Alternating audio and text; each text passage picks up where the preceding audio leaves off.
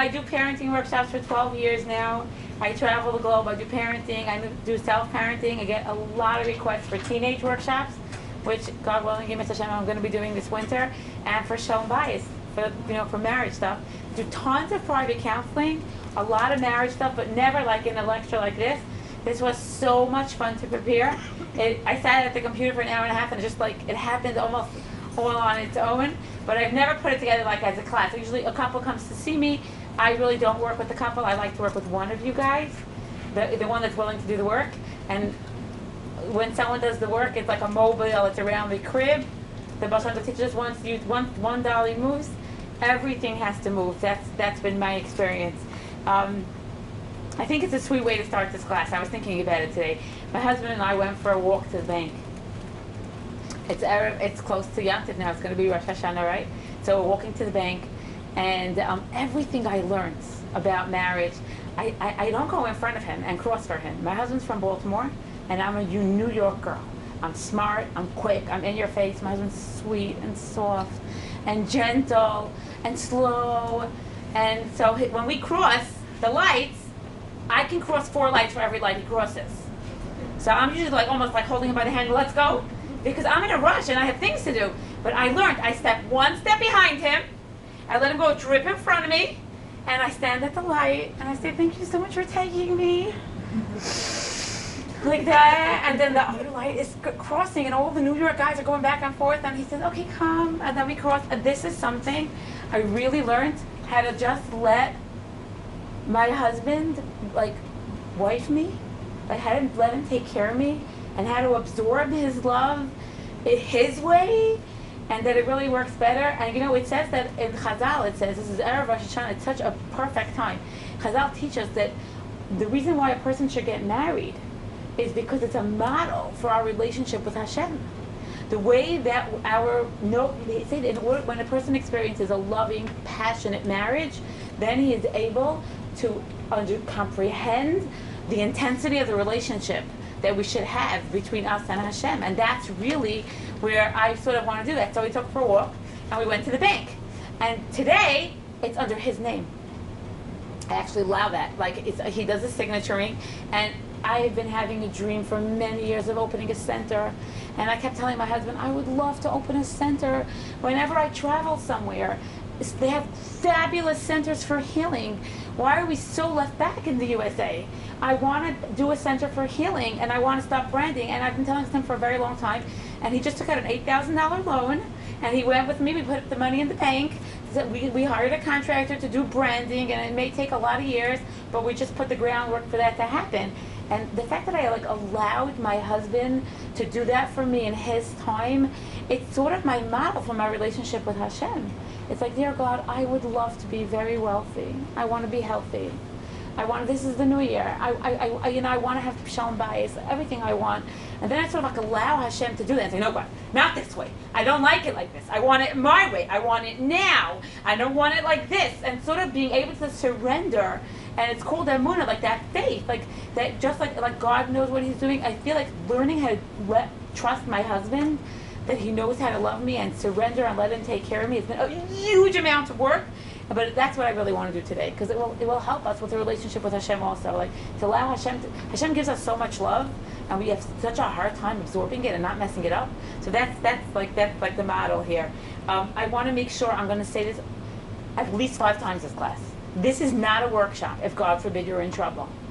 If the marriage is not safe, this is not a safe skill to learn. You need to learn a completely different set of skills.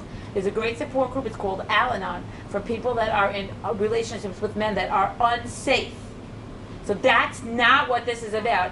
Drugs, alcohol, any type of physical or emotional abuse, skip, delete, okay? That's not what this is about. But a lot of us feel like it's like that, but really it's not like that. Maybe our childhoods were like that, and our men are not like that, but we still sort of feel like they're like that. It's like some of us feel like if we're not getting our way 100%. So maybe in this class you'll get a little bit more of a sense of what I'm talking about. But if there's something in you that's screaming, never, no, I can't do that, please listen to your insides. And this is not what this is about. But, so I'm working with a sweet young woman. Her name is Leah, and she's in a marriage. And she tells me my husband completely locks me out. She says you can see the light in his eyes go completely off when he's around me. I see him, he teaches, he's a fabulous teacher.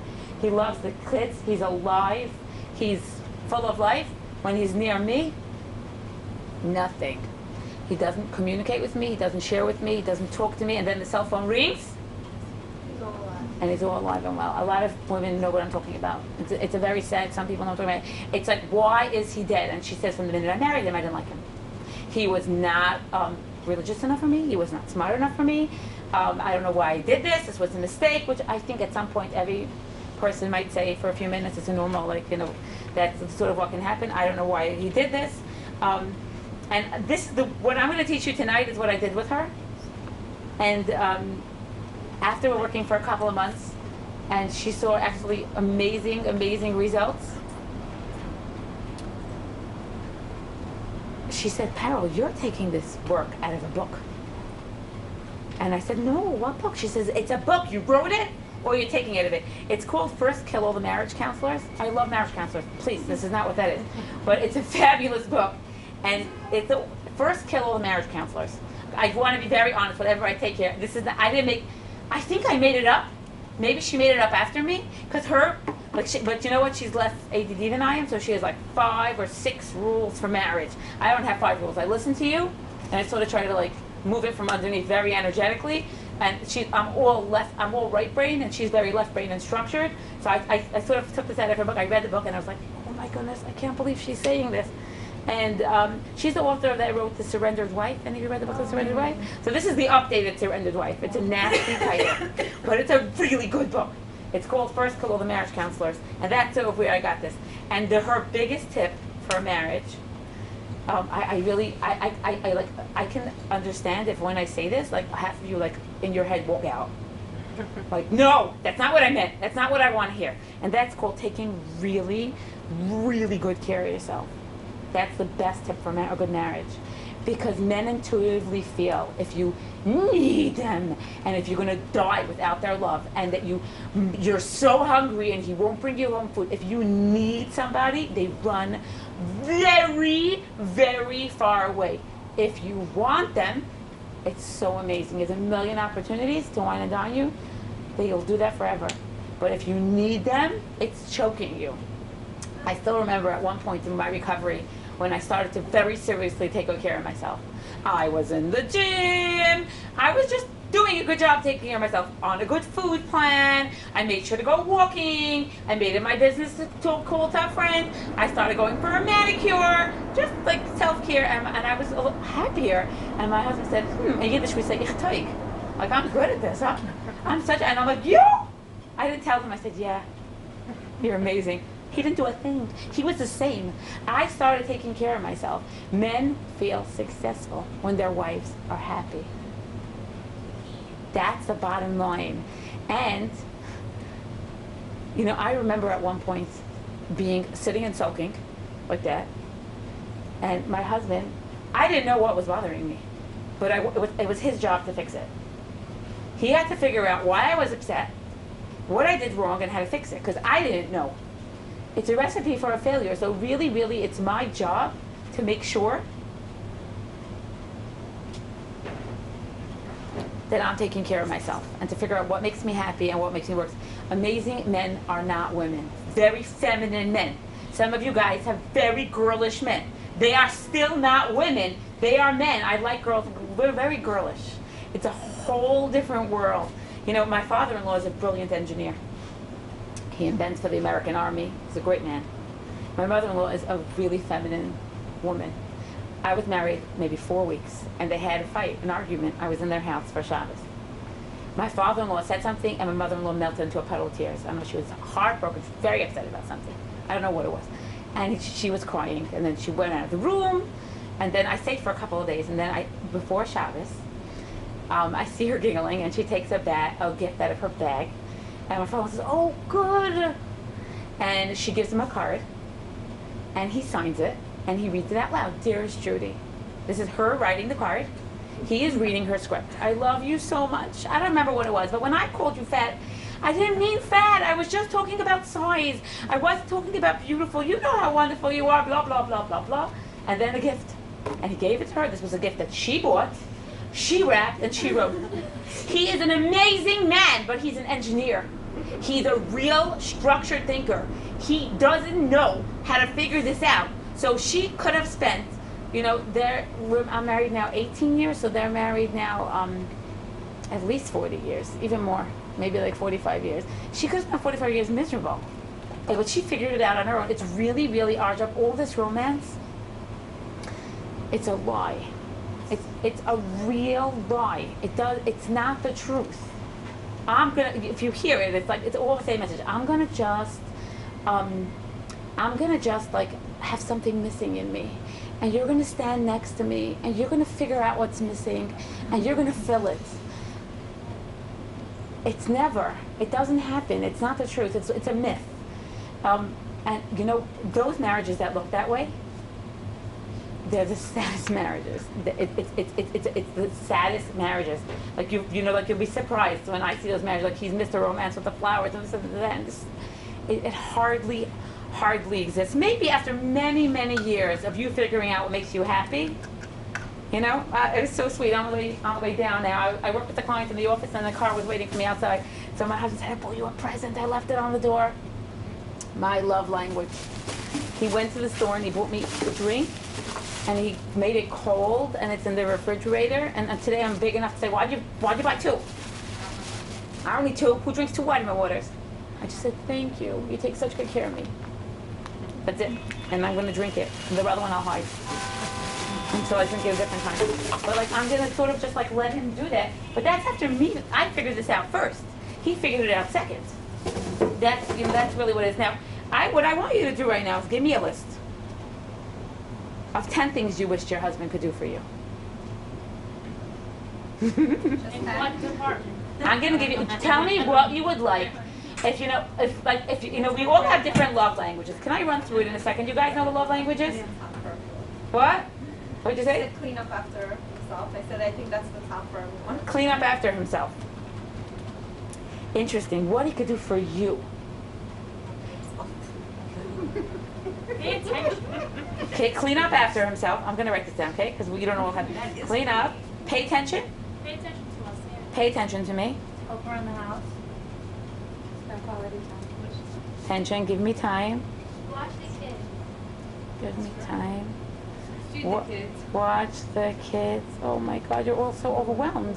Do you realize that? Somebody said give me gifts. Give me a present. Give me a present. Smile. Take me out. A present. Take me out. Smile. Good.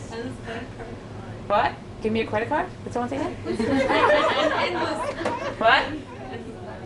So when I'm talking about not how he should fix himself up, but I wanted, if he said, guess what, honey, I'm taking you on vacation. Oh, that'd be the day. What would you tell him? What would you tell him? Who's gonna watch Who's gonna watch the kids? I said no and not to bother. He never offered it. He said, no, don't bother, right? And then he said, okay, I won't bother. Didn't she say not to bother? That's very literal, by the way. Right? So if I could figure out, like a basic, the most powerful tip is all that you get out of here. Is the basic tip for a marriage is to do at least 3 things every day to make you happy. Before you do it, you have to. You have to do it yourself. You have to do it yourself. It's a real tragedy. Everything we just listed. Yeah? Oh, trick question, right? I know. Really, really, really, the better I take care of myself, the better my husband takes care of me. You think it's first. If he'll take care of me, then I'll take care of myself. But it also feels there's a ton of blocks in self-care. Like I have to say that I deserve to get a manicure. Right? I want my husband to say, oh my goodness, you work so hard. This is what we want. Your husband should look at you and say, oh my God, look at his hands. Please go get a manicure. Here's the money. I'm babysitting. We have tons of money in the bank. This is not an issue. Take a day off. Don't worry. No one does this for us. It's not reality. It's not at all realistic. I need you to do, I'm going to just give you an idea. First, I want you to understand that it's a big trick, and it's like another whole workshop, but just in a minute, we all have different love languages. For years, I couldn't understand. I would spend so much time. My college teacher told me when I got married, instructions. You need to serve your husband a hot meal when he gets home. My husband does not like hot food, and he doesn't want me to make him a portion. It makes him crazy. Not typical for Sephardi men. No. Right? Not at all, right? But like he's like, I want to pick the chicken I like best. Like, I don't want pressure. I don't want to. And for him, when he brings me something down, I have a little tea stand in my room. He sent me up a hot water thing with teas. That's like him serving me 100 teas. My love language is acts of service.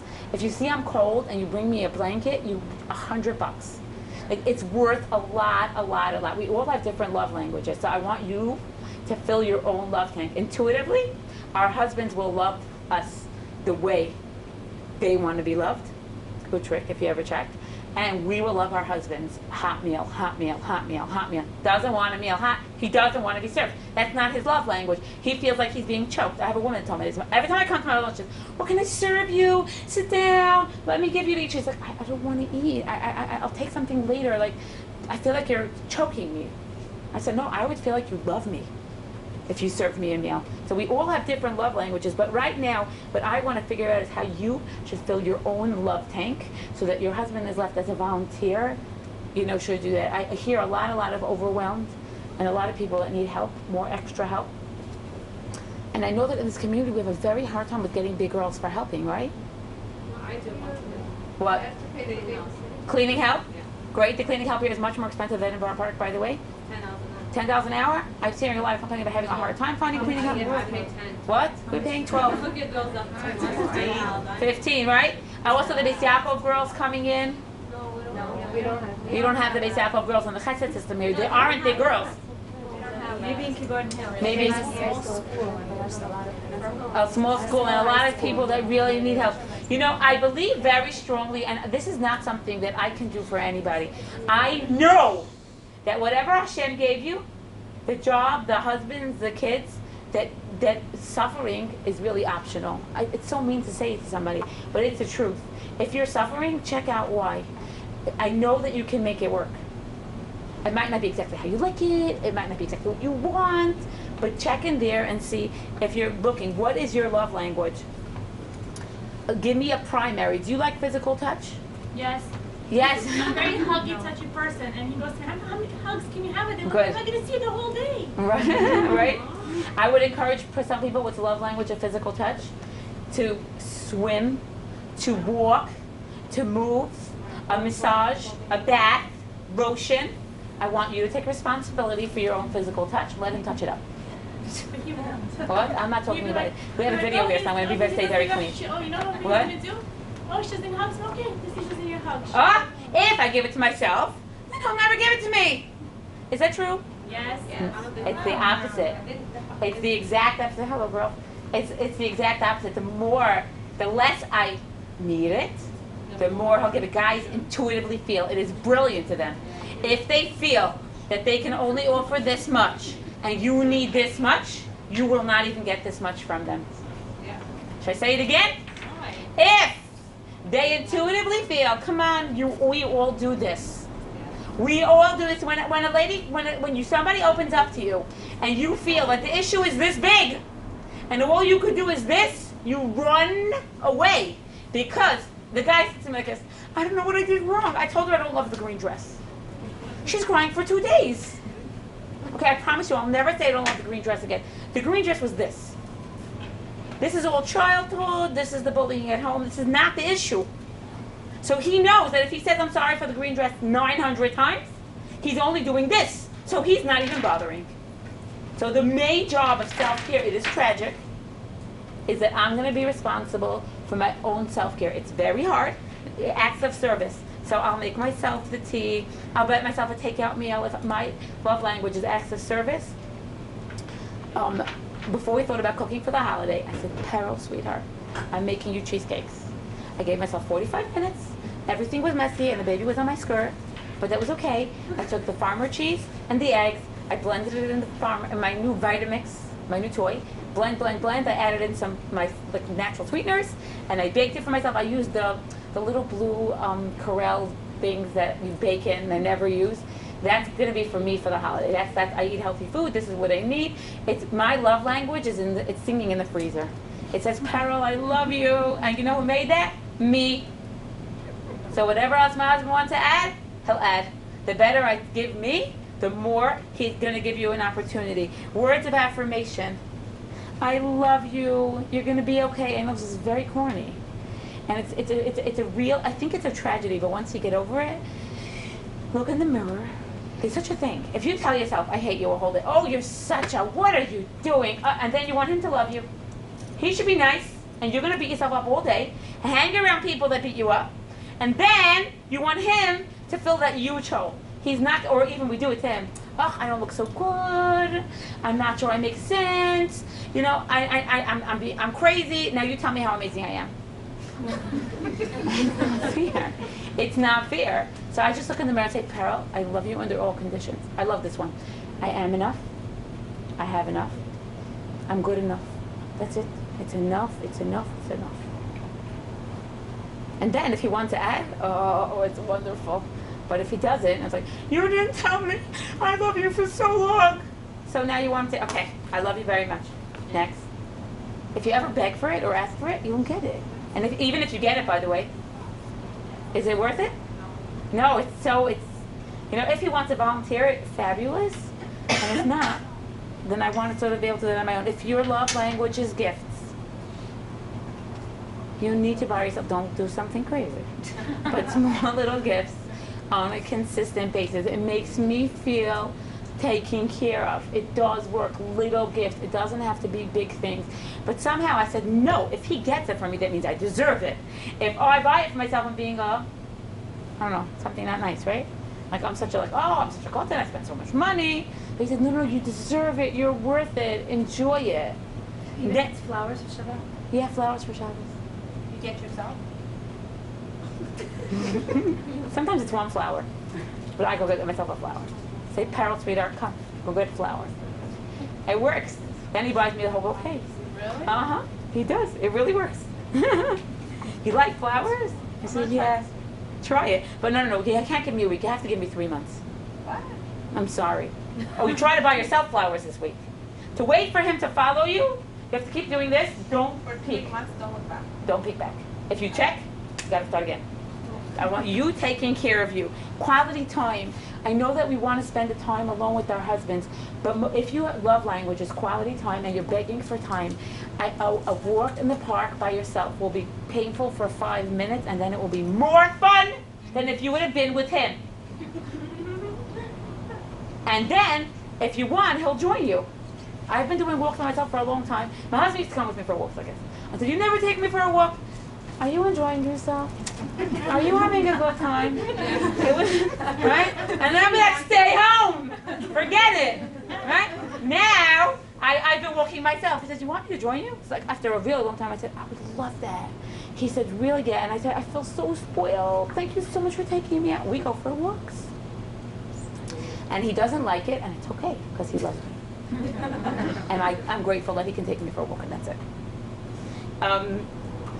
I just did some blocks about, like, you know, it's very hard to learn how to take care of yourself, especially those of you, some of us are just more romantic. It's a bigger tragedy. Like, are you serious? Like, I'm married and I have to do this?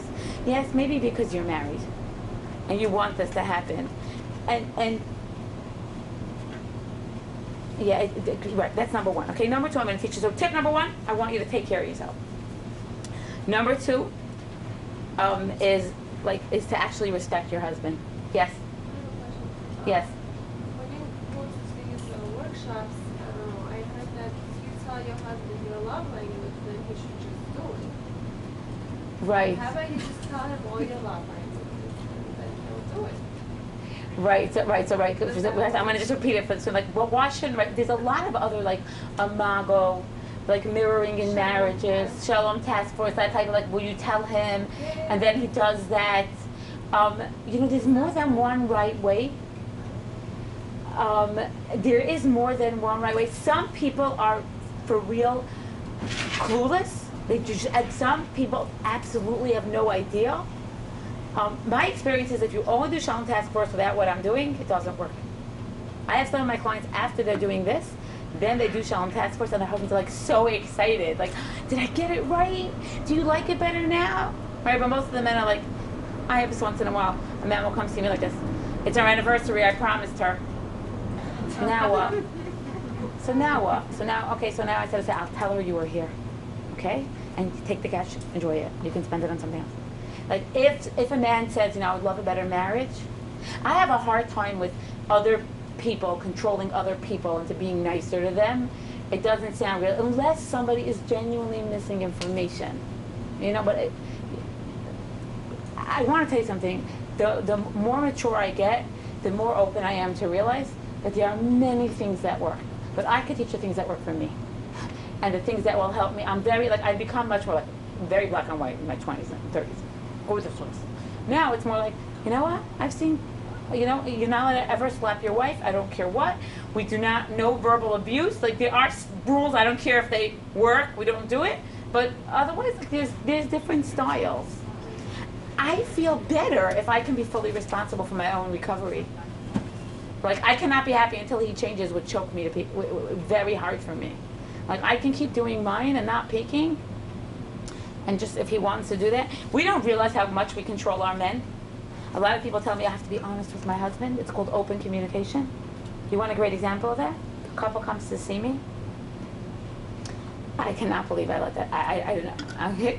And he sits her down and he says, listen, I want to do this in front of us. I want to do this in front of you. I want to let you know that, I'm just not into the way you look. I have to be open communication.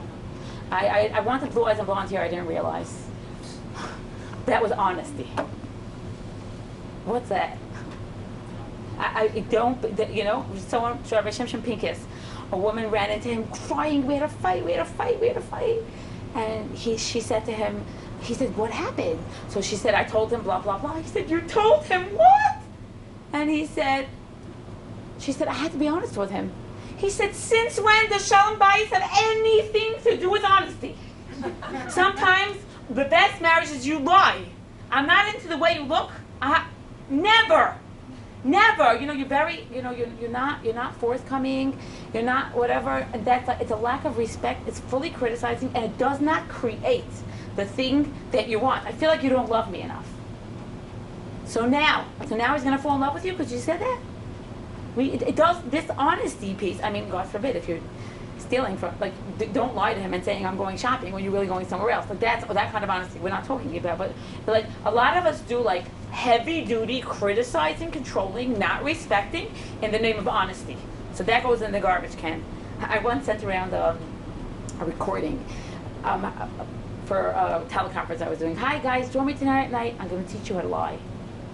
And that, I'll teach you how to be dishonest. You don't tell the kid you stink, because he stinks. You put up a show. You say, hi, I miss you. Come, let's go to the bathroom. Let's clean you up. But this honesty piece, delete. Now, any suggestions that you make to a man is a complete turn off. Maybe you should eat some salad with the pizza. Speaking on your husband's behalf, my husband's slow. His Baltimore, Maryland, gentle, slow. And he stands there and he waits until the other person is done, and he's going to miss his bus. So I'm like, excuse me, will you please help my husband? He's missing the bus. No more. It's a lack of respect. So we'll miss the bus. We'll figure it out. That's it. I realized where it comes from. I went to Baltimore once online in a supermarket. The cashier was schmoozing. We had a line of 10 people waiting. 5 minutes. How's your mother? Very good. What's up? And I'm like, in New York, the woman would have been ran over. And they wait, everyone, and I told my mother, can we say something? She said, no, it's not respectful. I said, okay. And that's where that comes from. Don't rush him. Making decisions for your husband. Here's a great one. Her husband decided he's going business class. He's not a debtor. He's not gambling. He just wants to travel business class. And she's like, I would suggest that you don't go business class, because once you get used to it, then you're going to always want to go business class. Then it's going to be uncomfortable for you not to go business class. So what? So what? Let him go business class. This is not parenting. It's very different than parenting. This is wifery. It's not parenting. So if he goes business class, you go on business class, cool. Have a great time. Mommy make you a sandwich? That's it. And then he'll be disappointed the next time he goes economy. He'll survive it. Don't worry. I actually wanted to share that stuff with me, because what happened, this is a great story, he went business class. He said, excuse me, it's my money, I'm allowed to go business class, don't tell me what to do, which is usually what to do when you give them advice. That's like a guarantee. Then he went on business class, And then the next time he wanted to go economy and he was complaining, she said, I told you. And now they have an amazing, warm, close relationship. It doesn't work. So no making decisions, all the looks that you get. Okay, we're going to have now Shabbos, Yontif, Shabbos, Yontif, Yontif, Shabbos. How many days you counted? It's amazing, wonderful quality time.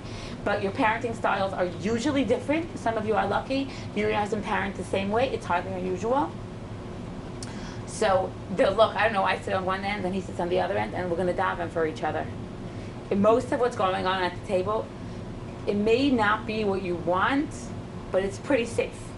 So the look, all that stuff is criticism and does not create a parenting style that your husband will work. If we destroy our husband's parenting style, then he will have no style. If you destroy your husband's style of loving you, he will not love you. He's going to do it his way or no way. A little we could tweak it, but not like this heavy duty controlling. It doesn't really work. Anyone screaming about what should I do? How do you stop yourself from controlling? Right? It is an addictive behavior. It really is an addictive behavior. It's like, oh, what you do is every time it's going to be, this is it.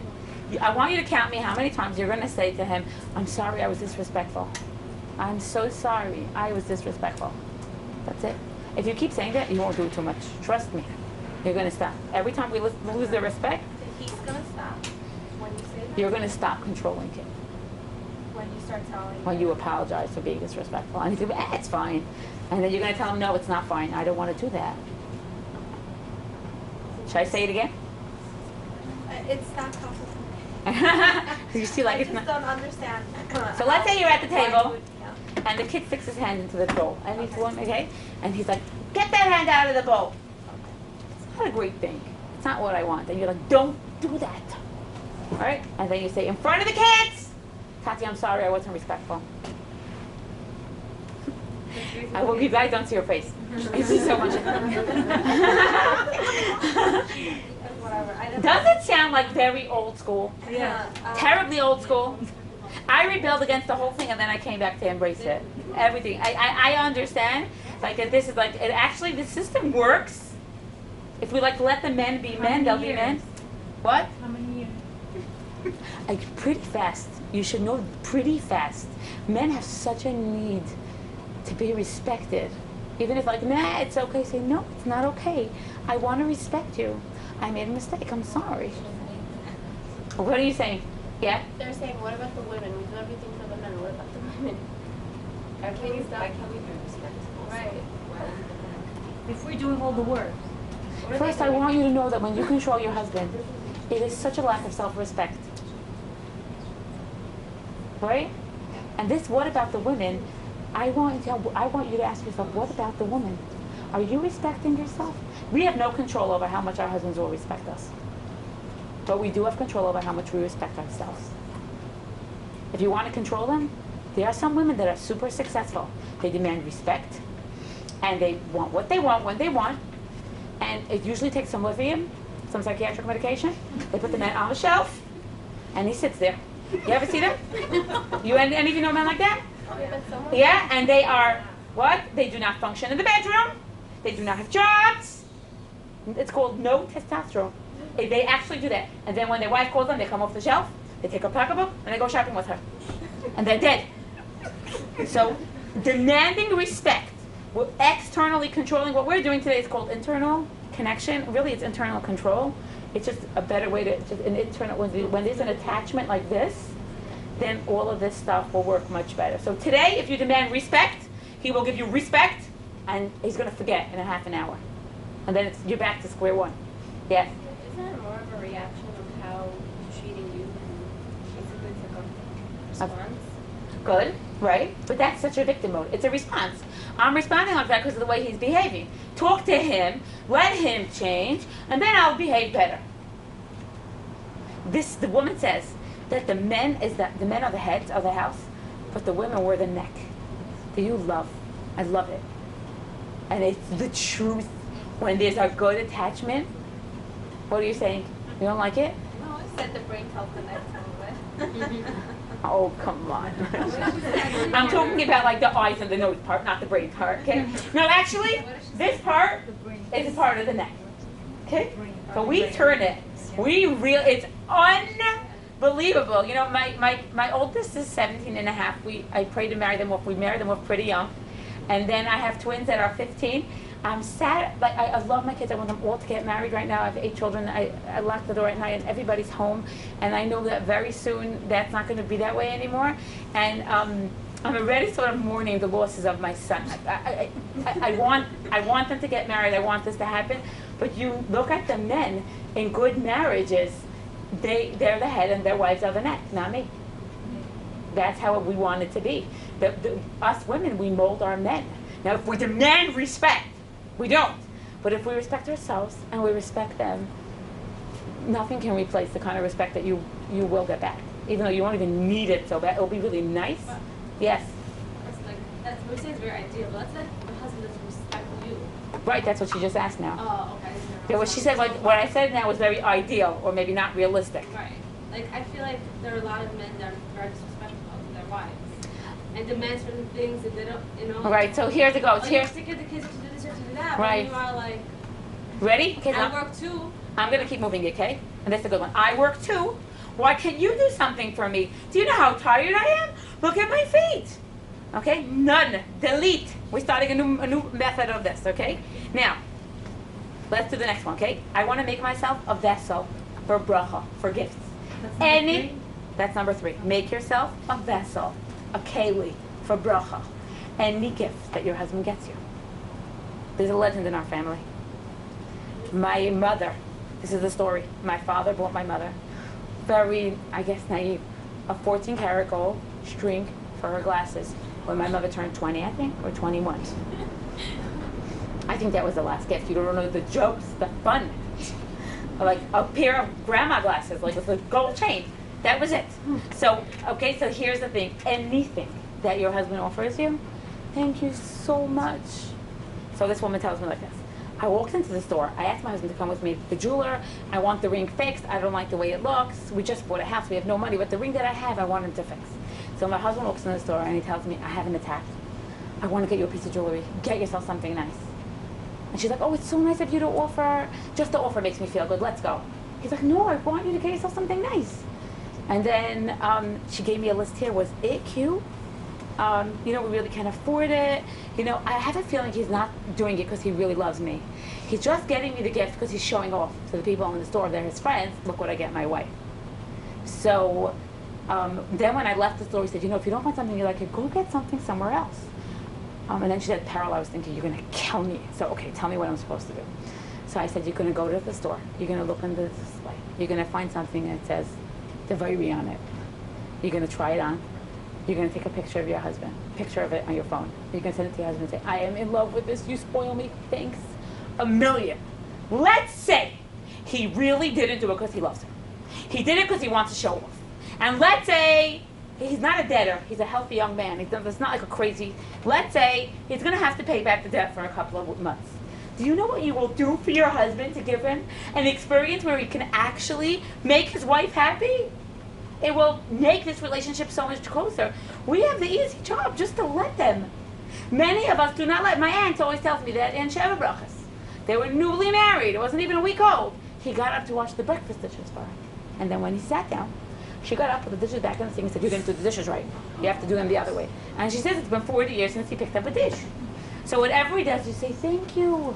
You know we do this with our kids, right? They'll bring us in this like squished dandelion. Mommy, I bought you a flower. And you're like, I love the flower, thank you. You put it in the vase for 2 days. In this way, parenting, and the husband did the same. Whatever he gets, you say, I love it, thank you.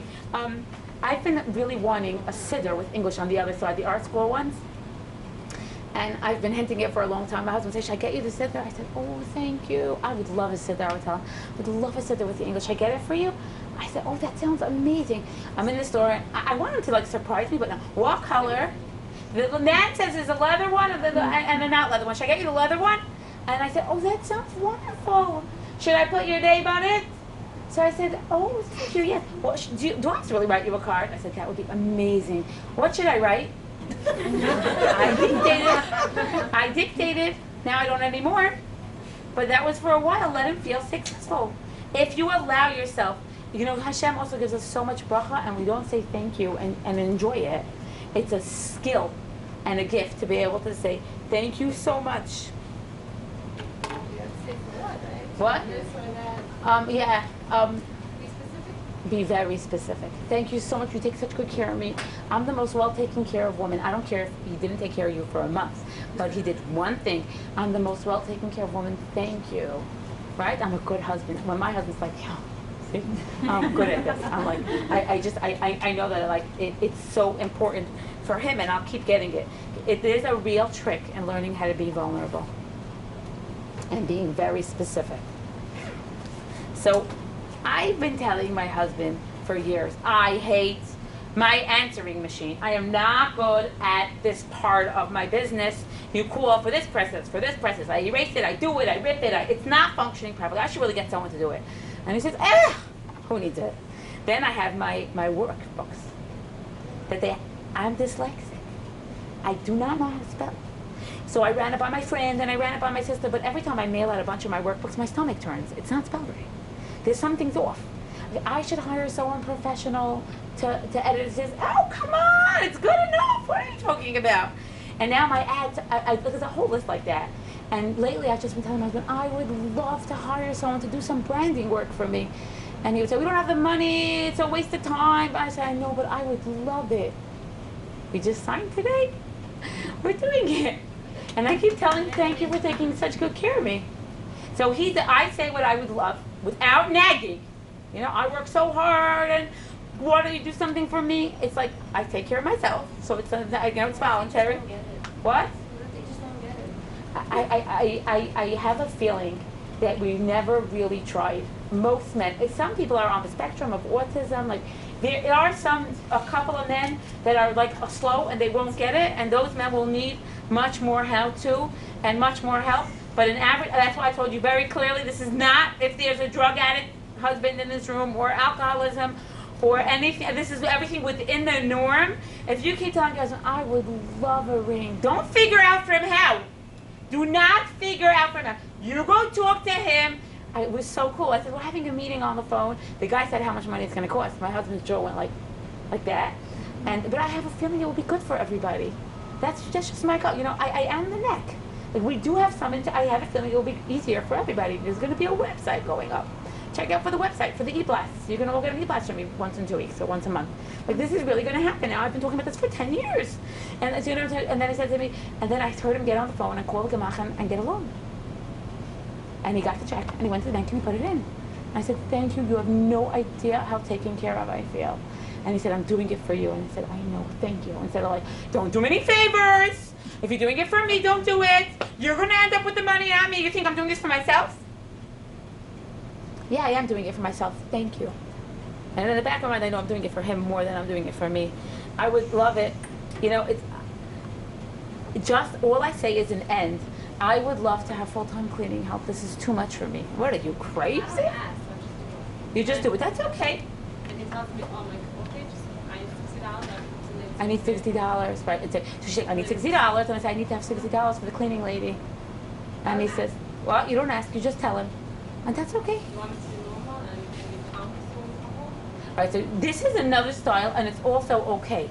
I'm just like doing something really amazing. If you want me to be normal, a wife costs money. I used to always say it's a Vav cost. That's it. It costs money. It is what it is. Please, I need $60 for the cleaning lady. Thank you so much. And he grumbles and he gives it to you and you say thank you. But do you see where that's coming from? It's good. It's good enough. But I would like to just say, I work so hard and I really need the cleaning help. I need to have $60 in the drawer every week. I don't want to talk to you about this. Yeah, I'm taking it to the end. I don't want to have to ask him for money every week. It's going to be, I need to have $60 a week for cleaning help. Yeah, it will make me feel, instead of I suffer so much I can hardly cope without it.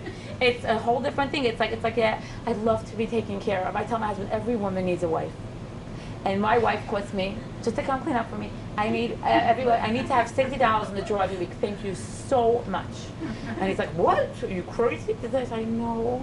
It sounds strange, I know. That's what I need. Thank you so much. Is this similar in a way to the parenting? The only difference is that in the parenting, you're doing the middle piece differently. And I come in and the teenagers are all up and I'm like, oh, you guys are having fun. 11 o'clock, lights out. Into bed, everybody. If you do the husband 11 o'clock lights out, he's like, I will be up till 5 a.m. With the husband, or maybe he'll listen but be very resentful. Like even that business class trip, right? If he would have ended up going on economy, he would have been so resentful. My wife doesn't let me go in business class. My wife doesn't let me. It doesn't create a man that will take care of you. It doesn't work. Sometimes they just say it like. No, Okay. I feel like sometimes, at least my husband, just say it to get people off his back. Oh, my wife doesn't let, like my wife. Okay, You know what that's I a mean? deal. But that's It's different, like a- right? My wife doesn't let me because he does that sort of right. And it's like, Right, especially the mother-in-laws. That's great. That's different. yeah, That's it's like just you're like, like, oh That's yeah, completely my wife different. doesn't let. I'm like, you didn't ask me. Right. What? It's like My an wife doesn't excuse. let. Right. My wife doesn't let. It's his excuse, but I'm playing. You know. Okay, so she says this one. My wife doesn't let, and he's using an excuse. I let. I Right. just at work. So you ready? And then you're telling him, I never said that. Instead of saying like that, or to go to like that and just say, I don't like it when you use my name. Do you mind not using it? It works better with men.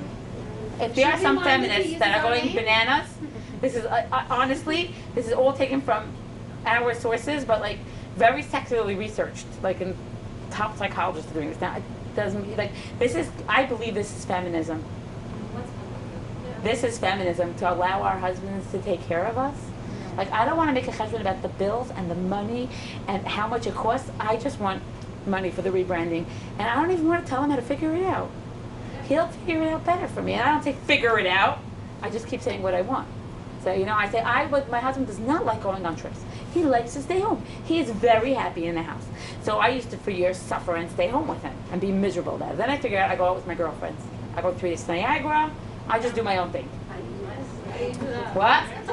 how do you do that? How do I do that? Now I have 4 teenagers in the house. I have a 17-year-old, I have 2 15-year-olds. I could do it. But for years I couldn't, and it was hard for me. And I would tell my husband, I need to get away.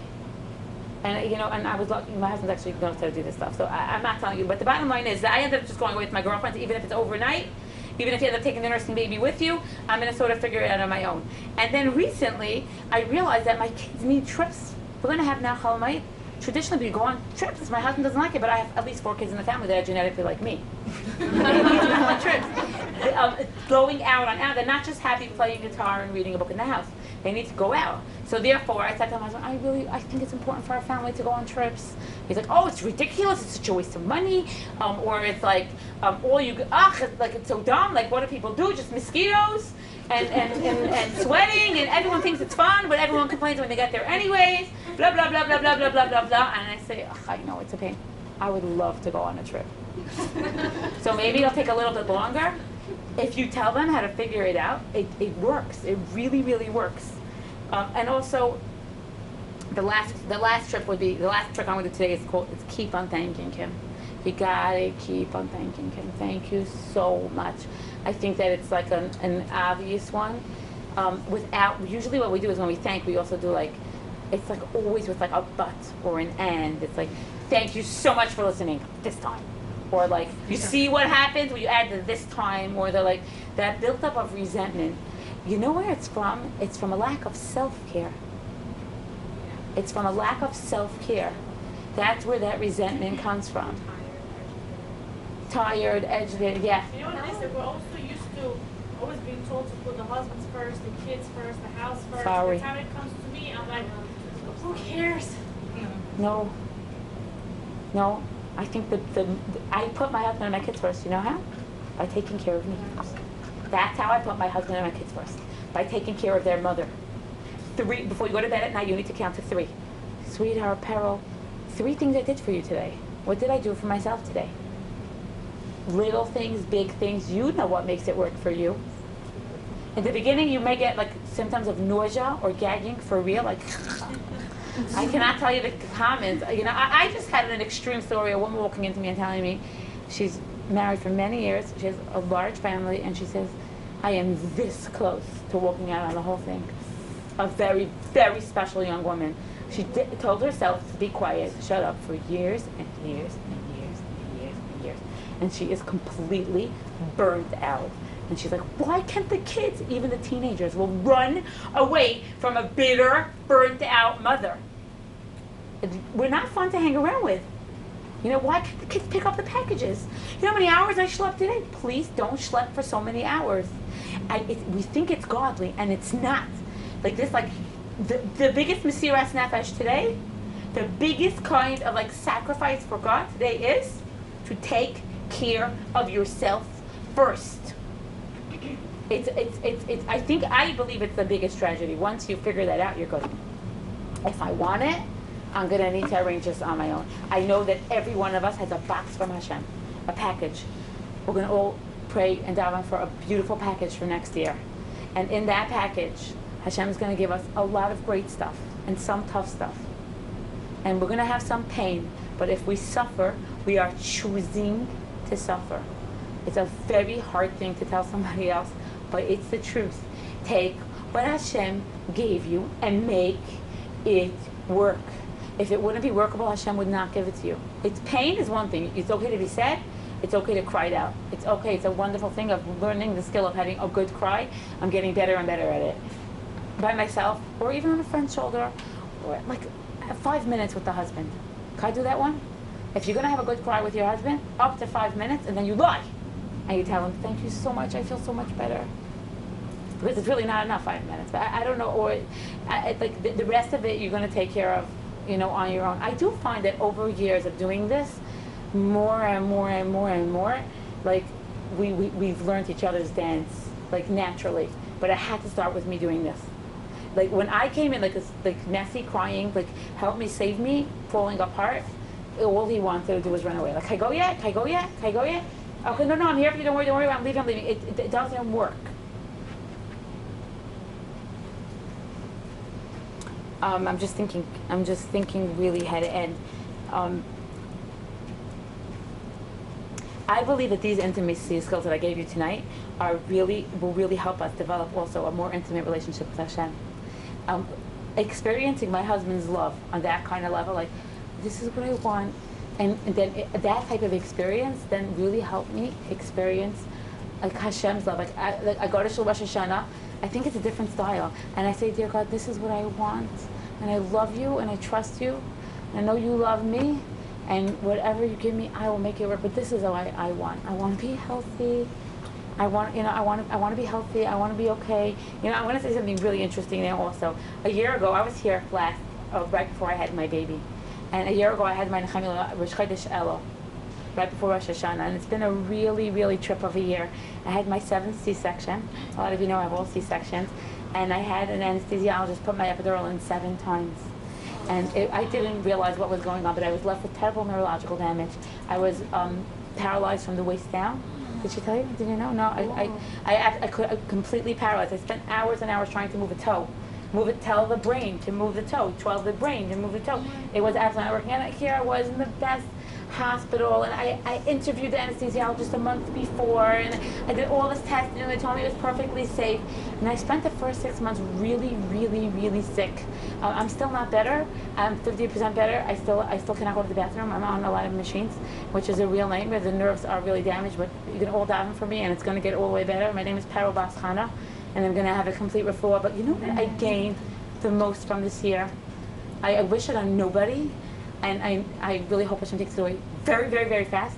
But I learned how to take care of myself. Everything that you learned here, I learned on a completely new level. Just curled up on the couch for 6 months. I was very, very sick. It's slowly starting to get better, but I was really, I totally learned how to manage this and figure out what it was. And I would lay on the couch and I'd be like, why are the kids still up? Oh my God, they're eating bananas in their beds. What is going on? I couldn't do anything. Any of you that had that experience will know it's a complete powerlessness. And I kept telling myself, Peril, sweetheart, you are not taking care of the kids. You are just watching this. So if you cannot participate, keep your mouth shut. What am I going to criticize and tell everyone? My daughter, my Rosie, my cleaning girl, my husband. Everyone's busy taking care of the kids, and I'm like, I'm giving parenting classes on the phone, sit curled up on the couch, and my parenting is gone away. They're getting sugar. They're doing. They're getting. This is bedtime. My husband, everyone's getting a little snappy and tight. I don't want this. I don't want. And all I worked on was surrendering and letting go and just saying, you know, it would be so nice if they had dinner downstairs before they went up, and then letting it go. And then my daughter took over my kitchen. And if you understand the pain, like she's cooking in the kitchen, it's my kitchen, it's my palace. Like that's where my heart beats. I could spend 40 hours a week in the office. My kitchen is my kitchen. And she's like, Ma, don't worry. And I would make these like suggestions, like maybe you should check if something is burning. And she's like, Ma, I'm fine. I'm taking care of it. And I learned how to say, you know, I think that like 30 minutes will be good. And she'd be like, okay. And then I just learned how to let it go. My marriage really grew so much from me being so vulnerable and like and just like allowing my husband to take care of me. I never let him. I realized how much more he had to offer that I was not allowing because I was being so controlling and he was shutting down. And the letting go of the control is in so many layers. I believe we spend a lifetime working on that emunah piece and letting go of, letting Hashem take care of us, and also like letting our husbands just do, you know, just like, you know, even like I can't go back up to get another top. I was tied up. I couldn't do that. So he would bring me down a top. It would be good. I'd say, oh, yeah, I like that one. And then like maybe next time I'd say, check if there's anything that's like, you know, and I was just like, you know, if there's like no stain, it would be better. But like that's it. Like just being able to let it go. And anyways, so with that, I'm done. Thank you so much for inviting me to speak. And I hope I said something that helped somebody. We should all have a very, very, very sweet new year. Yeah, it's a lot of Shalom Bayis. Inside, you know, people say Shalom Bayis, I say in here. The whole Shalom Bayis is in this bias, in this house, over here. Thank you.